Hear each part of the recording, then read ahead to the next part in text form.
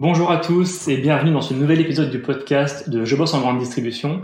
Et j'ai le plaisir de recevoir un invité qui va beaucoup nous apprendre sur la transformation numérique et la digitalisation de la communication commerciale.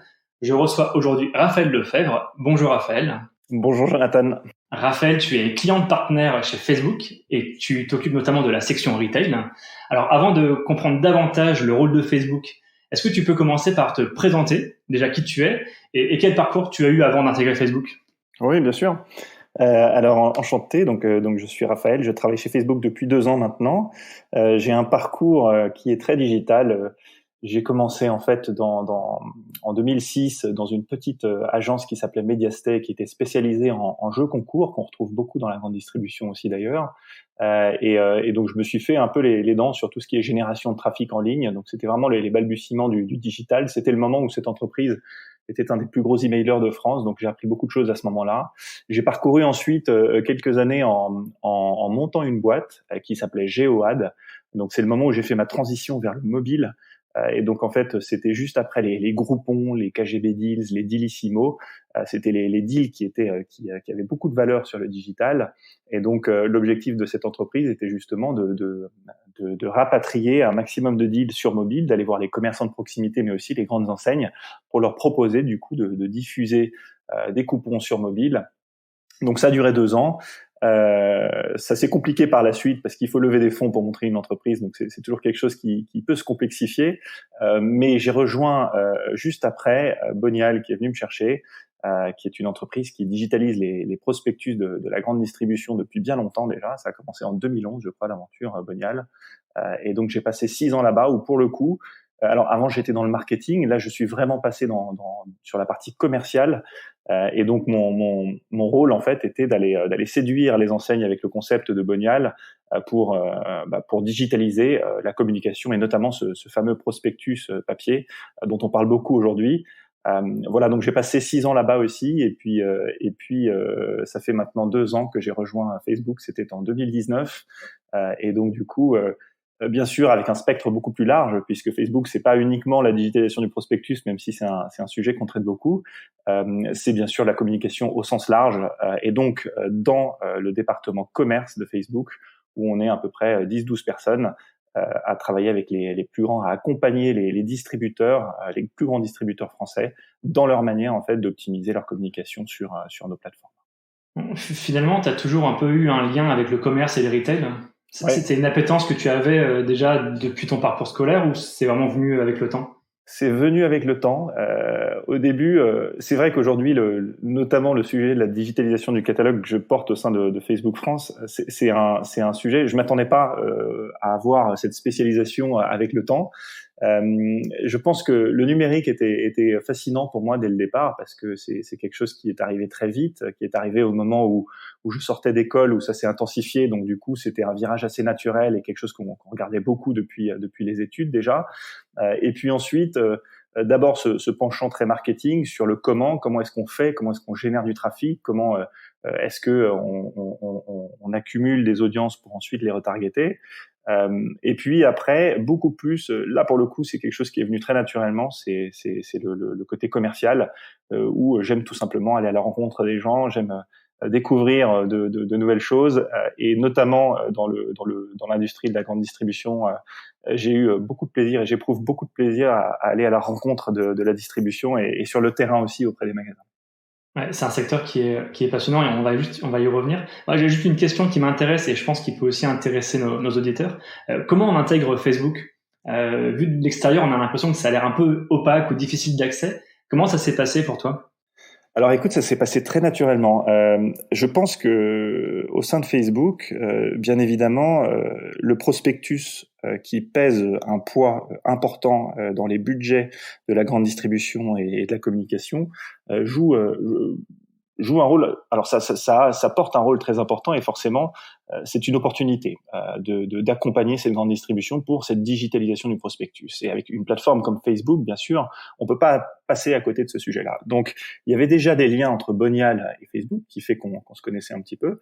Et puis, j'ai fini par rencontrer l'équipe autour de discussions sur le sujet. Et de fil en aiguille, finalement, ça s'est fait assez naturellement. Bien sûr, les process pour entrer chez Facebook sont assez longs. On passe de nombreux entretiens, donc il faut bien sûr parcourir ce chemin pour intégrer la société. Mais je pense que le côté ma spécialisation sur la distribution et tout particulièrement sur le prospectus ont beaucoup joué en fait pour que je puisse avancer dans cette direction-là. Et effectivement, c'est la raison bien sûr pour laquelle je porte un peu le sujet en interne aujourd'hui, sujet qui est passionnant et qui a encore de beaux jours devant lui.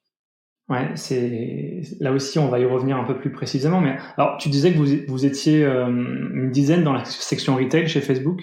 Oui. Quel est le rôle de cette section aujourd'hui vis-à-vis de la grande distribution alimentaire comme spécialisée? Oui, alors aujourd'hui, la grande distribution et en règle générale, les acteurs sont toujours accompagnés d'une agence média, d'une agence créative, même plusieurs parfois, qui justement organisent un petit peu la manière dont ces enseignes font les investissements en médias, plurimédias et ainsi de suite.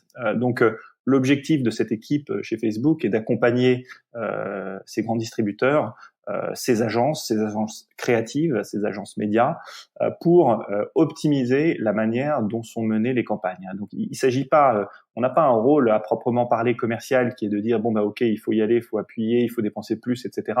On a un rôle de s'assurer que ce qui est fait, ça a du sens et que ce soit pertinent et donc du coup qu'il y ait du résultat derrière.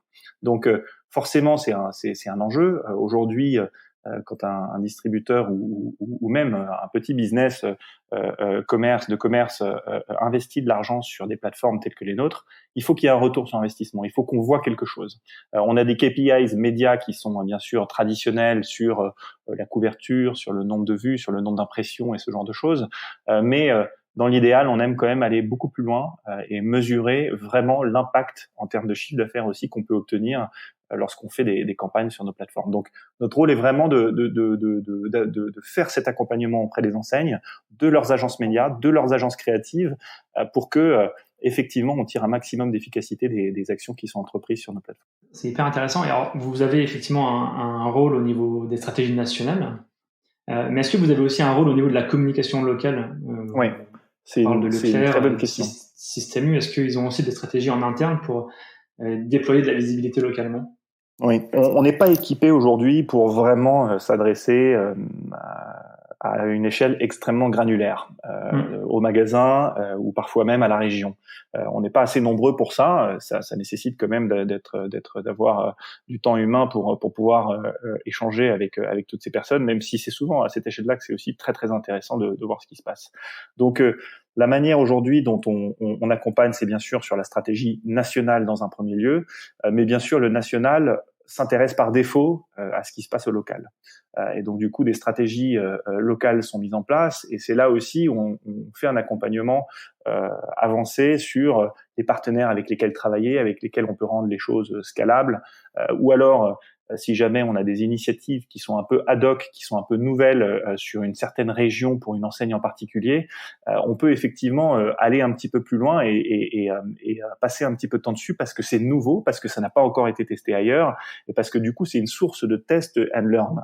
Donc de lancer de nouveaux projets et derrière de vérifier ce que ça donne en termes de résultats. Déjà le lancement opérationnel, ça met souvent, il y a toujours un petit peu d'inertie de mettre les choses en place et puis ensuite de se dire tiens, ça n'a pas encore été fait, ça y est, on a marqué un peu le terrain là-dessus, on va regarder ce que ça donne, et puis derrière, bien sûr, on va voir, en fonction des résultats qu'on peut avoir, si on élargit et on atteint une échelle un peu plus grande, peut-être plusieurs régions, peut-être du national, et donc du coup, derrière, ça peut mener à des initiatives qui deviennent nationales. Mais c'est vrai que, alors, on aimerait rentrer plus dans le détail au local. Malheureusement, par souci de temps, on peut pas toujours le faire.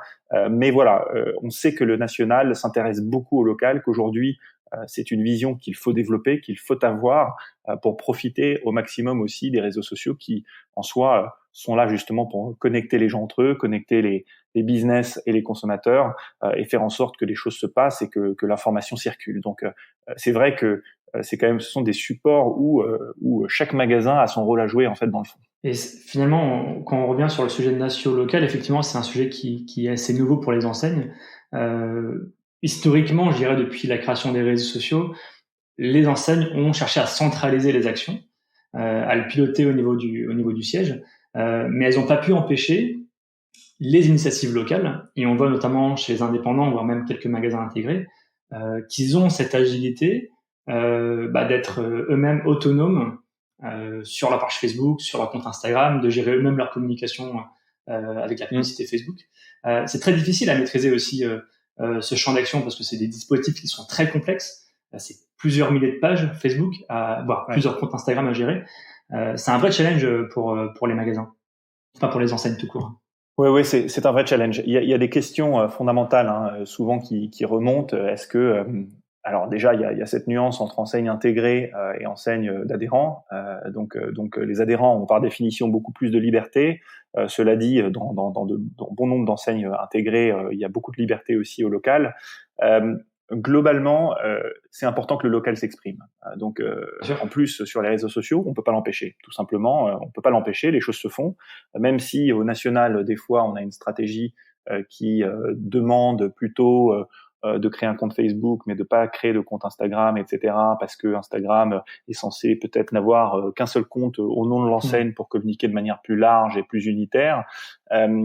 C'est difficile d'appliquer ce type de règles. Donc, il faut aujourd'hui, et je pense qu'on est dans un virage là-dessus, mais il faut que les enseignes en tout cas commencent à réaliser aussi qu'il faut une stratégie très définie au national comme au local, et du coup essayer de communiquer au maximum avec les magasins, de mettre en place de nouvelles pratiques, de diffuser les bonnes pratiques, de créer des challenges pour que les magasins voient ce qui se passe ailleurs, prennent exemple et finalement se challenge les unes les autres pour monter en puissance. Et ça, effectivement, je pense que par la force des choses, ça va se faire. C'est une question de temps, bien sûr aussi une question de vision. Les réseaux sociaux ont longtemps été vus comme une course au like, une course aux fans.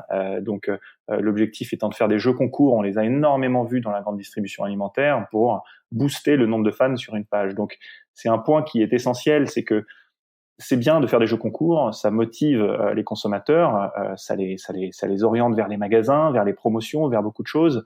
De là à liker une page, d'une certaine manière, c'est un peu tronqué. Donc en gros, c'est vrai qu'aujourd'hui, même dans le discours et la manière dont les choses se profilent, on incite bien sûr à ce que on communique avec authenticité et qu'on se base bien sûr sur de l'information locale. Donc voilà, oui, pour répondre à ta question, c'est un vrai challenge pour les enseignes aujourd'hui de bien maîtriser la communication locale, mais c'est un sujet qu'il faut prendre de front avec une vraie stratégie à mettre en place. Ouais, tu parlais de virage justement. Quel est selon toi le degré de maturité des enseignes vis-à-vis des pratiques des réseaux sociaux? Parce qu'on parle beaucoup de stratégie organique, on parle de publicité, d'influence marketing. Quel est ton regard, toi, sur l'état des lieux aujourd'hui de la grande distribution sur Facebook et Instagram? On voit de plus en plus de choses. On voit de plus en plus de choses. C'est toujours, on part quand même d'un secteur où au départ le digital était vu comme un ennemi. À la base, quand le e-commerce est arrivé, on considérait le e-commerce comme l'ennemi des magasins physiques, et donc du coup on voulait pas trop en entendre parler. Entre-temps, les choses ont beaucoup changé. La crise a encore davantage accéléré tout ça. Donc je pense qu'aujourd'hui, ça s'est complètement retourné. Tout le monde a bien compris que le digital est un outil hyper puissant pour générer des ventes non seulement en ligne, mais des ventes aussi en magasin. On sait très bien qu'aujourd'hui, le mobile est une vraie vitrine pour les consommateurs avant qu'ils ne se rendent en magasin. Et le temps passé sur mobile aujourd'hui, c'est entre 2 et 3 heures, donc et une grande partie sur les réseaux sociaux justement. Donc globalement, je pense que ça c'est clair pour tout le monde, pour toute la distribution, c'est que c'est un outil qui est extrêmement puissant et sur lequel il faut s'appuyer. Ensuite, sur les best practices, sur la manière dont aujourd'hui on rentre dans le détail et on a ces best practices, je pense que faut pas être trop pressé. Il y a aujourd'hui l'exemple du jeu concours, hein, c'est un bon exemple. On commence doucement à en sortir. Aujourd'hui, on voit de la communication en organique qui est de plus en plus authentique, qui est de plus en plus réelle, avec des magasins qui communiquent sur ce qui se passe localement autour, avec de l'emploi de la vidéo, avec de l'emploi d'images animées. Donc, il y a de vrais progrès et ça avance de plus en plus vite. Donc, très franchement, on est parti de loin, mais aujourd'hui, la grande distribution adopte de plus en plus les codes des réseaux sociaux. Il y a bien sûr des sujets comme l'influence qui arrivent et qui sont encore très récents et qui vont mettre du temps à s'installer, mais ça demande bien sûr encore une fois du temps homme chez les enseignes de manière importante. Commencer à gérer des influenceurs, des dizaines d'influenceurs pour mettre en avant des produits ou mettre en avant une enseigne ou mettre en avant ses propres valeurs parce qu'elles correspondent à celles de l'influenceur aussi. Donc ça va continuer de toute façon à évoluer. Et il y aura toujours de nouvelles choses qui arriveront et il faudra un petit peu de temps pour les mettre en pratique. Mais aujourd'hui, en tout cas, la grande distribution fait de plus en plus de choses très variées et riches sur des tests créatifs, sur de la mesure, etc. Donc voilà, si je devais donner une note, je dirais entre 3 et 4 sur 5, et que bien sûr on peut toujours aller plus loin, heureusement, mais voilà, il y aura toujours des nouveautés sur les réseaux sociaux et ça s'arrêtera jamais. T'es plutôt généreux dans la notation, mais ça veut dire aussi que les enseignes, elles ont beaucoup progressé sur ce sujet-là. Oui. Il y a une des choses qu'on voit un peu émerger depuis le confinement, c'est le live shopping. Oui. On a vu des enseignes, notamment Carrefour, le faire, et quelque chose s'est piloté au national. Et on voit depuis quelques semaines des magasins. Alors on avait vu déjà des petits commerces le faire, mais on voit des magasins, des hypermarchés le faire aussi. Des sessions de Facebook Live où les gens vont réserver des produits directement depuis en commentant directement depuis Facebook. Est-ce que vous observez ça aussi chez vous depuis quelques temps ? Oui, depuis le début de l'année, on parle de live partout. Donc c'est une tendance évidente. Globalement, en fait, il y a un terme qu'on va entendre de plus en plus chez Facebook, c'est le discovery commerce. Et donc à quoi ça correspond ? C'est tout simplement le commerce qui se rapproche de plus en plus des réseaux sociaux au travers de ce type d'initiative justement. Donc, on avait l'option shopping sur Instagram qui permet de taguer des produits. Dans les Reels, aujourd'hui, on peut taguer des produits pour les mettre en avant aussi. Dans les lives, alors les lives, les États-Unis ont un temps d'avance sur la France où les lives sont déjà disponibles, c'est-à-dire qu'on peut regarder un live et donc directement acheter le produit qui se trouve dans le live en direct sur la plateforme de Facebook. Donc oui, c'est une tendance qui est évidente. C'est une tendance qui est évidente. Ça rejoint un petit peu la tendance des influenceurs, le fait que il faut que tout devienne instantané. Et c'est vraiment ce principe de discovery commerce, c'est assez remarquable dans le sens où c'est vrai qu'aujourd'hui, quand on a une idée en tête assez précise, qu'on veut acheter quelque chose, on a souvent un réflexe, c'est de se rendre sur un moteur de recherche, d'affiner un petit peu sa recherche. On a peut-être déjà le site en tête sur lequel on souhaite acheter ce qu'on a en tête, et donc du coup, on va tout simplement exécuter l'action. Alors que l'approche sur les réseaux sociaux, elle est forcément différente. On n'est pas forcément là pour consommer ou pour acheter quelque chose au départ. On est là pour se connecter à sa famille, à ses amis, à ses sujets, à des cultures, etc.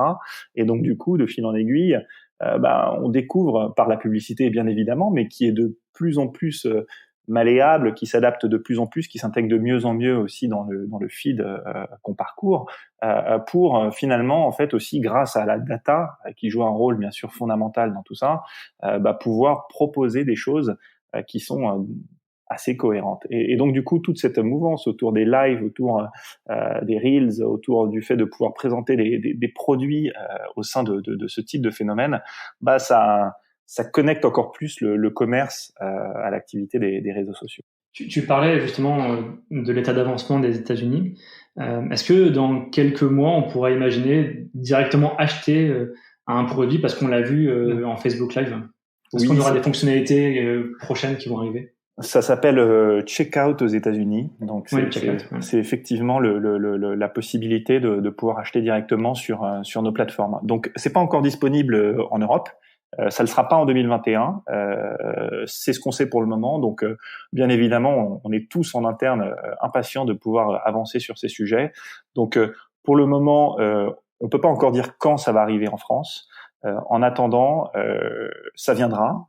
Et puis justement, en fait, tout ce qu'on voit autour de ce discovery commerce, c'est le principe d'être réorienté directement vers le site pour finir cet acte d'achat. Donc, on peut très bien imaginer des vidéos en live sur Facebook aujourd'hui qui renvoient un utilisateur tout simplement vers le site. Il faut bien sûr ajuster le tunnel de conversion derrière pour que ce soit limpide et facile. Mais aujourd'hui, tel quel, avec ce dont on dispose en tout cas en France, il y a déjà un acte d'achat est très facile en fait à partir d'une information live ou Reels ou peu importe sur les réseaux sociaux. Alors, les réseaux sociaux, c'est très vaste, c'est un beau levier de communication. Alors, on parle beaucoup de drive to store, sur la façon dont le digital et les réseaux sociaux notamment amènent du trafic en magasin. Et moi, j'ai une très grande question pour toi. C'est pas une question piège, mais derrière le terme drive to store, est-ce qu'on parle plutôt de mythe ou de réalité? Dans le sens où, et ça c'est ma question, c'est est-ce qu'on peut vraiment le mesurer? Est-ce que les réseaux sociaux font venir du monde en magasin? Alors, la réponse est oui. Ensuite, comment est-ce qu'on le mesure? Alors, c'est là où il faut pas se tromper. Oui. Il y a beaucoup de méthodos qui existent. Ensuite, c'est souvent et c'est une distinction qui est importante. Alors, pardon, mon ordinateur se met en veille, mais voilà. C'est une distinction qui est importante entre agir au local à l'échelle d'un magasin et agir au national à l'échelle d'une enseigne entière qui va faire des campagnes sur plusieurs dizaines de magasins ou plusieurs centaines de magasins. Donc, globalement, comment est-ce qu'on mesure tout ça? Il y a des méthodos qui consistent en fait à exposer des gens à une publicité sur Facebook et ne pas exposer une autre partie des gens qui font partie de la cible. Et donc du coup, à suivre ces personnes. Ça pourrait être, alors je vais prendre un exemple. J'ai une enseigne, j'ai 100 encartés. Les 100 encartés, je vais en retrouver 70 sur Facebook. Et donc du coup, alors bien sûr, j'ai le droit de les cibler parce qu'ils ont signé le consentement, et ils ont consenti sur mon site internet pour que je puisse les retargeter, comme on dit. Et donc derrière, sur les 70, il y en a 50 que je vais exposer à une publicité pour qu'ils viennent faire des achats dans mon enseigne. Et les 20 qui restent, je vais faire exprès de ne pas les exposer. Et donc du coup, en bout de course, je vais regarder dans les quelques jours ou les quelques semaines qui suivent comment chacune de ces 100 personnes ont réagi. Est-ce que parmi les 70 qui se sont rendus parmi les 50 que j'ai exposés, combien se sont rendus en magasin? Est-ce qu'il y a eu du chiffre d'affaires réalisé en magasin? Ça, je le vois parce qu'ils sont encartés et qu'ils ont sorti la carte de fidélité au moment où ils ont effectué les achats. Et parmi les 20 qui n'ont pas été exposés, j'en ai peut-être quelques-uns qui ont fait des achats aussi, mais je vais le voir. Et donc, du coup, je vais pouvoir comparer la différence de chiffre d'affaires entre les deux. Et puis, je vais pouvoir voir qu'effectivement, ceux qui ont été exposés à la pub sur Facebook, ils ont sans doute généré plus de chiffre d'affaires que ceux qui n'ont pas été exposés. Donc ça, c'est vraiment la méthodo aujourd'hui qu'on a trouvée. Et je l'ai simplifié pour l'exemple, bien sûr. Mais c'est la méthodo la plus simple qu'on a trouvée pour pouvoir concrètement dire, OK, globalement, pour 1 euro investi, on a X euros de chiffre d'affaires incrémental en magasin. Et donc ça, c'est des tests aujourd'hui qu'on fait déjà. Ça sous-entend bien sûr que les enseignes soient OK, du moins de manière ad hoc, de communiquer sur les ventes qui ont été réalisées en magasin. Ça peut aussi passer par des tiers de confiance qui font la mesure. Mais en tout cas, aujourd'hui, on peut effectivement concrètement mesurer l'effet d'une campagne marketing sur Facebook sur les ventes générées en magasin. Donc, encore une fois, ce qui est important ici, c'est que c'est pas le genre de méthodo qu'on va pouvoir mettre en place pour un magasin, pour 10 magasins ou même pour 20 magasins. C'est vraiment une méthodo où on va se dire, il faut qu'on ait une échelle nationale quand même, ou au moins avec des volumétries qui sont importantes, parce qu'il faut qu'on retrouve de la significativité dans les résultats. Donc, statistiquement, c'est un détail qui n'est pas petit. Alors là, tu raisonnes uniquement sur la publicité. C'est le levier publicitaire. Oui, tout à fait. Vous comptez pas la partie organique, alors qui est plus difficile à mesurer. Ouais, on le mesure moins sur la partie organique. C'est-à-dire que, en fait, alors dans mon rôle aussi, j'ai un accompagnement surtout sur les investissements médias des enseignes pour les aider à optimiser ces investissements-là. Sur la partie organique, effectivement, je n'ai pas vu ce type de méthodo encore. Donc, comment est-ce qu'un magasin demain se sert de Facebook pour vérifier réellement ce qui se passe? Moi, je sais que il y a souvent le coupon qui est utilisé pour dire voilà, j'ai un coupon de réduction de X euros avec un code, et donc du coup, je vais le mettre uniquement sur ma page organique Facebook et je je vais voir combien de personnes viennent avec le code pour concrètement brûler le code. Et donc du coup, là, on peut le voir seulement. Il y a des gens qui vont venir, le code il va être appliqué uniquement sur un produit en particulier. Il y a des gens qui vont venir en magasin. Finalement, ils vont se dire il est pas mal ce produit, mais j'en ai repéré un autre à côté qui est mieux. Donc, ils seront bienvenus en magasin grâce au coupon qu'ils ont vu initialement, mais finalement, ils auront consommé autre chose et le coupon n'aura pas été brûlé. Donc, trouver des méthodos qui sont vraiment simples et qui permettent de mesurer parfaitement, c'est pas si facile. C'est pas si facile. Ce qu'on voit par contre, c'est tout simplement que il y a des usages, il y a des volumétries, les posts sont vus, il y a de l'interaction et c'est là où au local aujourd'hui, quand on fait de la communication en organique, on peut jouer beaucoup sur ces aspects-là. Donc, quand tu parlais au tout début du podcast de digitalisation du prospectus, tu pensais justement à cette méthode-là, c'est-à-dire on va utiliser Facebook, l'outil publicitaire, pour partager de l'offre produit, l'offre promo, et le diffuser à une cible très précise. Exactement. C'est ça un peu la version nouvelle du prospectus. Alors globalement, c'est un sujet qui est vaste, donc il y a beaucoup de manières de l'aborder, mais encore une fois, pour simplifier, effectivement, Facebook France aujourd'hui, on touche 40 millions d'utilisateurs tous les mois. Donc globalement, c'est un média de masse, on touche énormément de monde. Ce qui fait que le catalogue papier à la base c'est un média de masse aussi, puisqu'il est distribué très largement sur des fois plusieurs dizaines de millions de foyers. Donc en gros l'objectif c'est de toucher la personne, pas forcément au moment où elle s'y attend, mais en tout cas de la sensibiliser au fait qu'il y a des offres qui sont disponibles dans son magasin proche de chez elle. Donc en gros oui, il faut saisir cette opportunité. Donc on est dans un phénomène de prospection parce que forcément, moi, je fais mes courses dans une enseigne en particulier.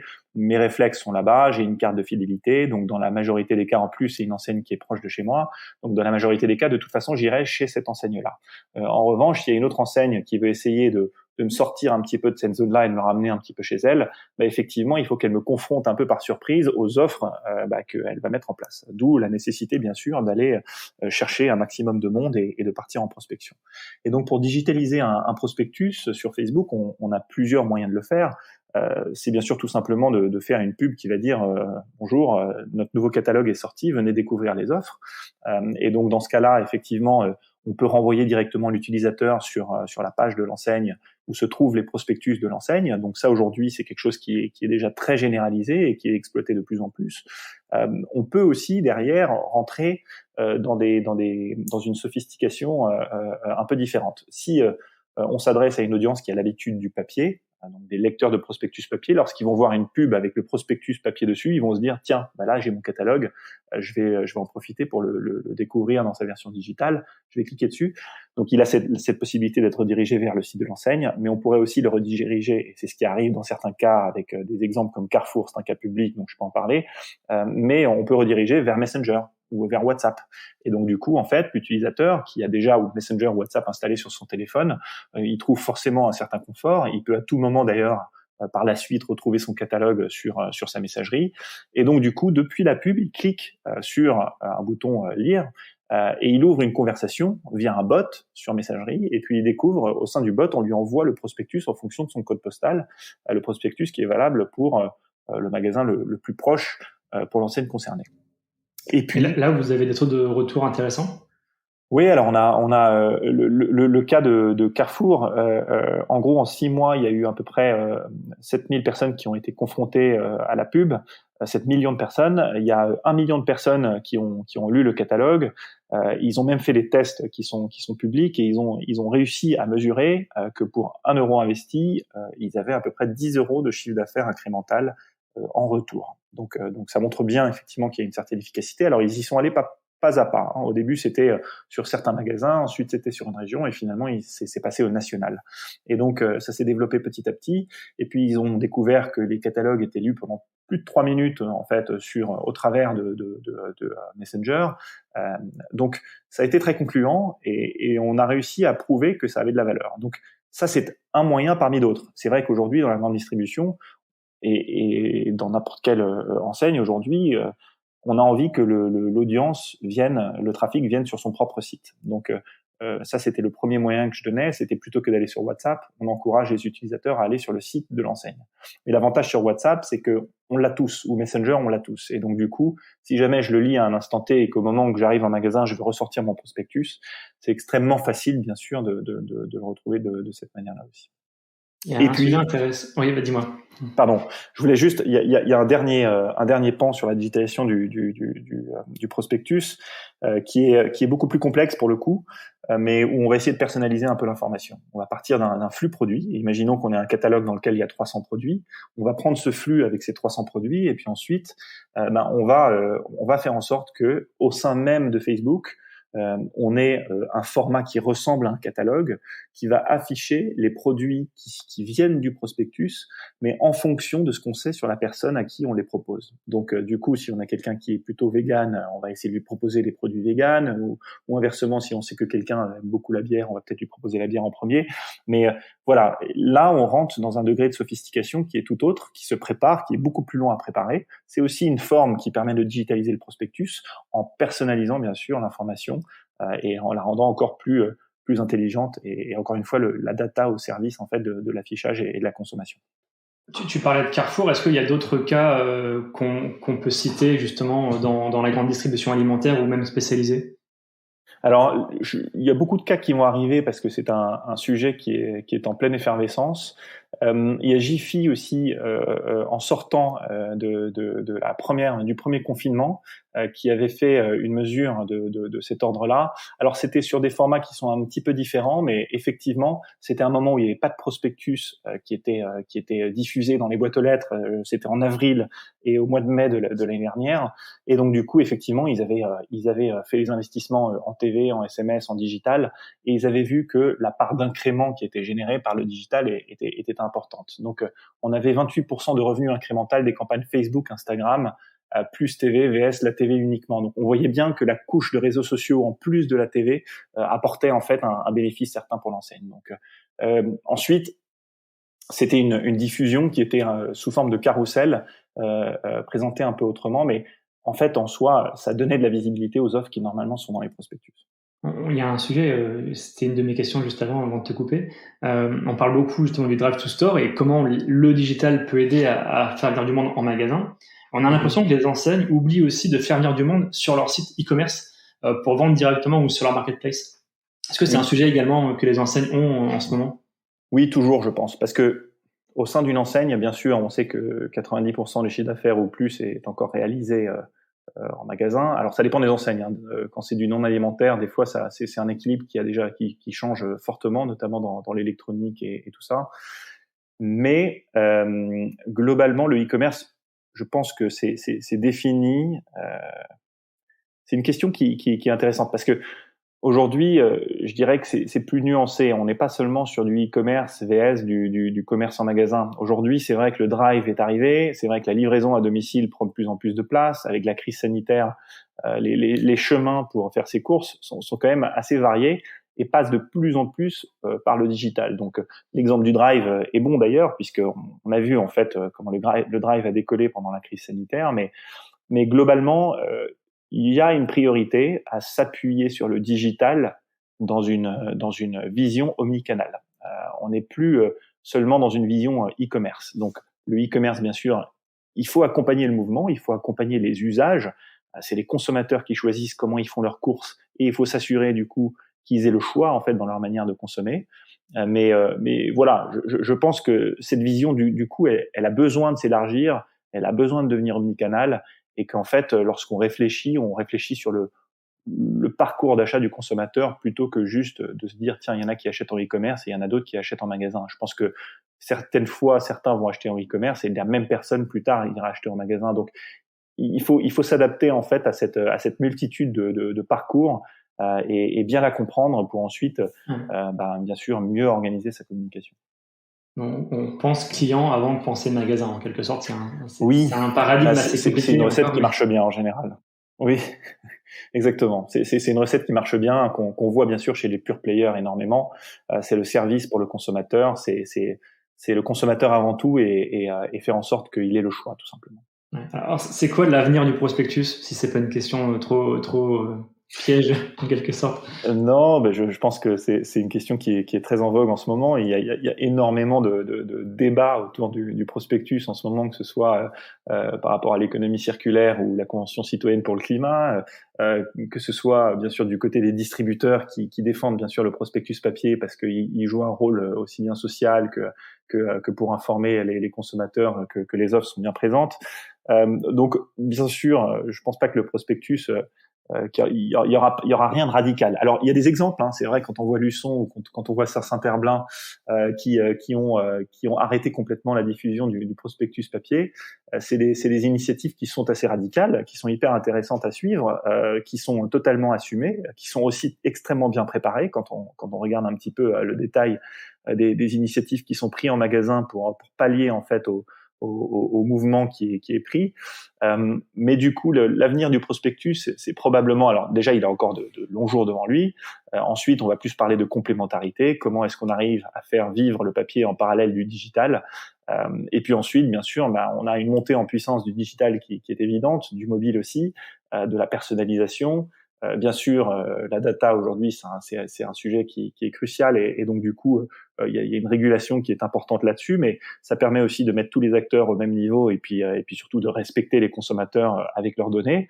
Donc, je pense que globalement, oui, il faut continuer à vivre aussi, à avoir une vision omnicanale du prospectus et se dire qu'il va survivre en papier pendant longtemps, il va survivre en digital et certainement évoluer beaucoup en digital dans les années qui viennent. Ensuite, il y a plein de questions qui sont encore ouvertes aujourd'hui. C'est quel est le meilleur moyen de reproduire un prospectus dans une version digitale? On voit justement est-ce que c'est le PDF où on tourne les pages, où on peut cliquer sur les produits à l'intérieur? Je pense que tous ceux qui ont toujours lu le prospectus papier sont extrêmement heureux de retrouver cette version-là. Ensuite, si on parle à des générations qui sont plus jeunes, qui regardent des formats PDF pour tourner des pages, il y en a qui vont se dire mais qu'est-ce que c'est que ce truc, et qui vont plutôt fonctionner soit avec des influenceurs, soit avec des formats qui sont plus dynamiques, qui vont proposer peut-être une dizaine de produits, ou derrière il y a une espèce de mini-site qui est construit derrière. Donc il faut le faire évoluer, il faut rester agile pour bien le comprendre. Les budgets qui sont liés au prospectus sont énormes. Et puis l'historique du prospectus dans sa version papier est énorme. Je pense que ça mérite on ait devant nous une phase qui est longue de test and learn pour apprendre à connaître quelles sont les versions digitales qui performeront le mieux à l'avenir. Un mot peut-être sur Facebook, enfin l'entreprise en elle-même, parce que j'imagine que cette transformation numérique a plutôt du bon justement pour les GAFA, dont Facebook. Comment se porte le réseau social? Est-ce qu'il y a eu un engouement ces derniers mois en termes de consommation, en termes de publicité? Est-ce qu'il y en a eu davantage? Alors globalement, ce qu'on peut dire, et c'est vrai que nous on regarde beaucoup les usages. À partir du moment où les usages sont là, le reste a tendance à suivre aussi.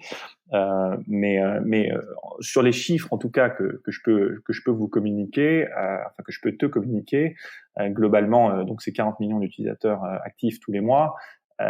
En gros, c'est quelque chose qui a encore beaucoup évolué pendant la crise. Si on regarde à l'échelle mondiale, c'est 2,8 milliards d'utilisateurs sur Facebook, donc c'est plus 12% en un an. Si on regarde plus précisément en France, on est à 39. On était encore bien plus bas on était à 36 au mois de juin dernier. Donc c'est quelque chose qui a beaucoup changé. Je pense qu'à partir du moment où les usages augmentent, naturellement, derrière, on a aussi, bien sûr, des investissements qui augmentent. Après, l'année 2020 était quand même très particulière.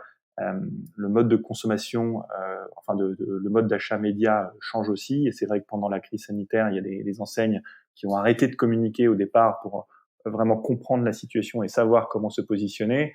On a des utilisateurs aujourd'hui qui sont très sensibles à la manière dont les enseignes communiquent sur leurs valeurs, sur le rôle qu'elles jouent dans la crise, est-ce qu'elles sont acteurs aussi pour améliorer la situation. Et puis, ensuite, il y a bien sûr la communication commerciale qui continue de faire son chemin. La promo, elle n'était pas trop en vogue au début de la crise, mais voilà. Ensuite, la normale a repris un petit peu son rythme, et puis aujourd'hui, le plan d'action commerciale d'une enseigne se réalise sur les réseaux sociaux de la même manière qu'elle le faisait avant. C'est un peu ma dernière question, mais quels sont les grands enjeux de Facebook pour les mois et les années qui viennent? Est-ce qu'on va avoir de nouvelles fonctionnalités? Est-ce qu'on aura des belles mises à jour qui vont aider encore plus les entreprises? Ouais, alors je pense que tout ce qui tourne autour du discovery commerce, c'est extrêmement, ça va beaucoup se développer. On a vu des nouvelles fonctionnalités qui sont arrivées comme Shops, qui aident beaucoup d'ailleurs les TPE, PME à l'échelle du monde bien sûr, mais c'est d'une certaine manière Shops, c'est une mini vitrine qu'on retrouve en fait au sein des réseaux sociaux, au sein d'Instagram et de Facebook. On a, comme tu le disais un petit peu plus tôt, les lives qui arrivent. On a toutes les options shopping qui arrivent. Donc je pense que le commerce au sein des réseaux sociaux, c'est un chapitre qui s'amorce de plus en plus et qui est de plus en plus naturel. Donc, je pense que là aussi, on va certainement voir arriver de plus en plus de choses et il va falloir le suivre de près et s'adapter. Ensuite, il y a l'audio qui émerge progressivement. On voit des applications qui émergent. Facebook, bien sûr, étant au centre du sujet depuis longtemps avec la messagerie et les messageries WhatsApp et Messenger. Bien sûr, on a de l'audio et du vidéo qui se développent. Donc, la manière d'utiliser ces options-là vont beaucoup évoluer aussi dans les temps qui viennent. On a tout ce qui est réalité augmentée, dont il faut parler, bien sûr, qui a déjà émergé depuis quelques temps avec les filtres qu'on voit de plus en plus et de plus en plus de créateurs en fait qui prennent la parole comme ça. Donc, je pense qu'elle aussi, il y a beaucoup de recherche et développement sur ce niveau-là. À quelle vitesse ça va concrètement servir pour le commerce? Alors déjà, aujourd'hui, on voit que dans des campagnes, les filtres apportent de l'efficacité sur des items de marque pour la notoriété. Même des fois, on voit des exemples où on peut essayer des lunettes directement sur Facebook en testant une pub en réalité augmentée, et puis on peut changer les lunettes qu'on a sur le nez en regardant l'écran. Donc on a vu sur ce type d'exemple que ça fait augmenter les ventes de l'enseigne qui vendait ces lunettes. Donc ça a déjà des effets sur le commerce. Donc je pense que des innovations, il va y en avoir beaucoup. Et c'est passionnant d'ailleurs. L'influence, c'est un marché qu'il faut suivre de près aussi parce que pareil, l'association de l'influence et de la marque dans une prise de parole a un effet très bénéfique en fait sur l'audience. Donc oui. Tout ce que je viens de dire, bien sûr, ce sont des éléments qui font partie de toutes ces évolutions qui arrivent. Mais bien sûr, moi, j'attends avec beaucoup d'impatience la possibilité de pouvoir acheter sur nos plateformes et la possibilité de pouvoir étendre, bien sûr, toute la dimension commerciale sur ces plateformes. Bon, la grande distribution n'a pas fini de se transformer et le commerce au sens large. J'étais très content de te recevoir, Raphaël, et merci pour cet échange vraiment passionnant. Écoute, merci à toi, c'était très agréable comme discussion. Ouais, super. Merci à toi en tout cas et à très bientôt. À très bientôt. Au revoir.